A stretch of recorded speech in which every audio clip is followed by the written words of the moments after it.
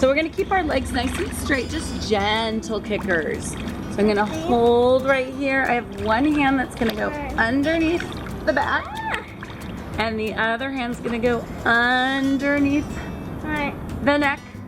Hello. You ready? Nice straight kickers. Kick, kick, kick. Help the swimmer kick on their back by supporting them in a back float and having them kick gently as you move backwards.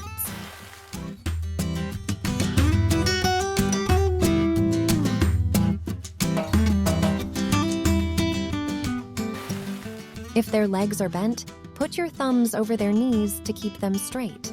They should not be bicycling their legs. There should be little splashes on top of the water. This video is part of the DIY Teach Your Child How to Swim curriculum. Keep watching for more information on how to teach your child or visit swimkim.com.